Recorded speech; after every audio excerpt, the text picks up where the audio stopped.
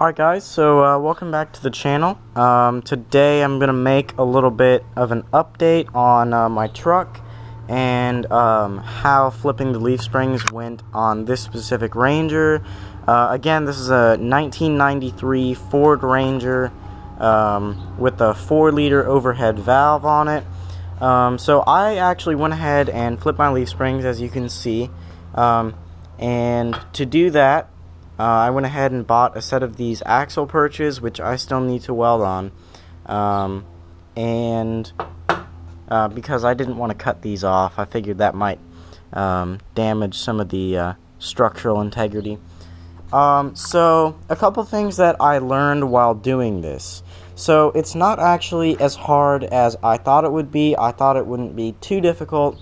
But it was actually very surprisingly simple.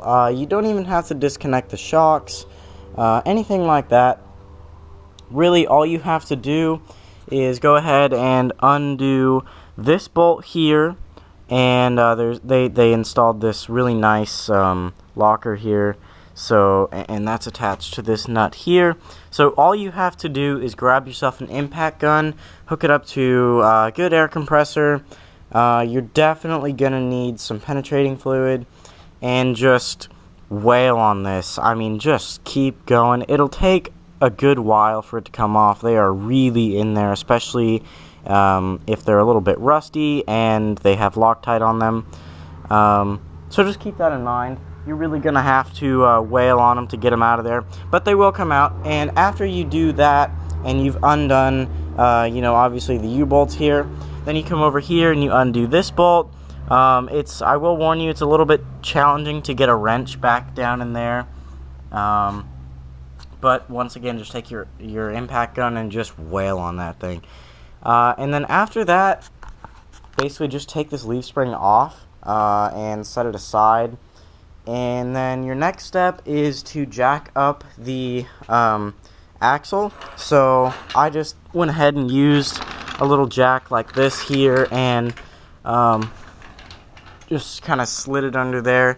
Now I will warn you, before you do any of this, you have to take all the tension off the leaf springs. So I use this cherry picker here, and I just picked up the back end of the truck right here. You could also probably do it with a jack under the bumper.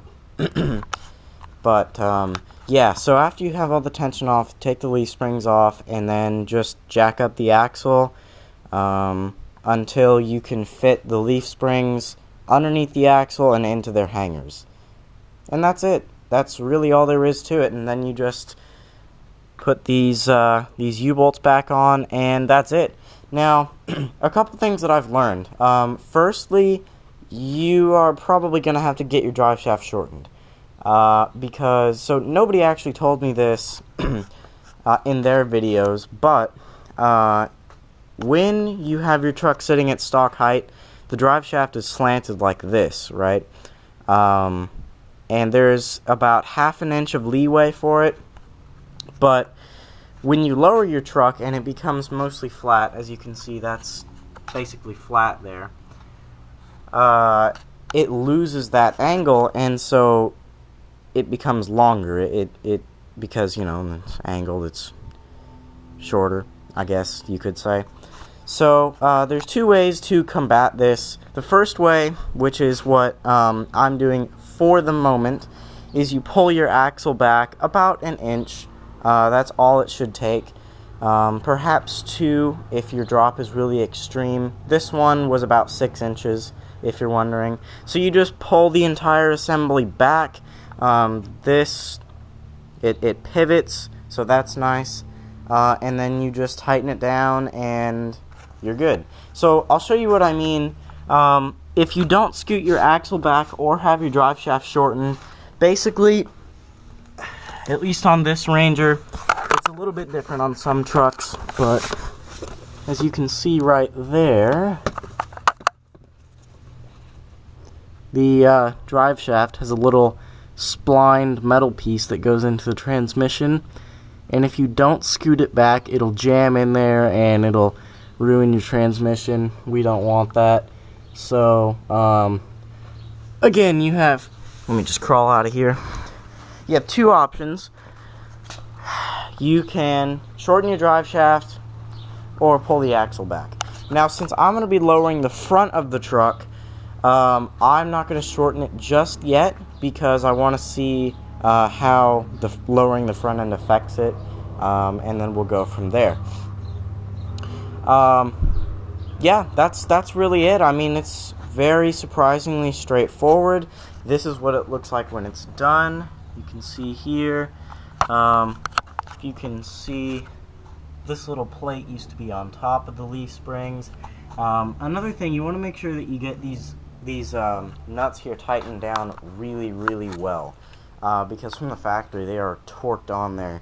It took me a solid 5 minutes with an impact gun of just sitting there wailing on them. And another thing to keep in mind, your parking brake cable is mounted with this bolt here. I forgot to put that back on, so I'm going to have to do that. Yeah, and as you can see, there's actually plenty of clearance here between the axle and the frame rails, and actually even the bump stops. I might go ahead and just take these out just to be on the safe side because I don't want to be whacking them and all that. But I actually fully expected to be notching the frame pretty soon. But it looks like I might not have to do that for a little while. So this is what it looks like done. You can see there's a little bit of a rake there. The front end is definitely higher. So I think what I'm going to do is buy some lowering springs, because I hear people talking about cutting the springs. That seems a little bit sketchy to me, especially with these twin I-beams. It's really hard to fix the camber / caster after you mess with it with these. So I'm just going to go ahead and do the right thing and buy the correct parts for the front. The back was a lot easier. It took me a day to flip these leaf springs. So if I can do it as a 15-year-old kid, you can definitely do it. It's not that hard. And if you remember from my previous video, the bumper was not that low. That's pretty good. I'll make another video pretty soon with the truck bed on so that you can see, but it's about an inch away from tucking the tires with the truck bed on, which is very good. I was very pleasantly surprised, and so yeah, I was able to reuse the stock shocks and everything like that. They don't seem to bottom out. I've taken it on a really short test drive. And I did hit a bump. They didn't bottom out, so very happy about that. But yeah, if you guys do this to your truck, please send me pictures. I'm definitely very curious to see what it looks like on yours, and I'll continue to make update videos once I get the front lowered and all that good stuff. So yeah, thanks for watching.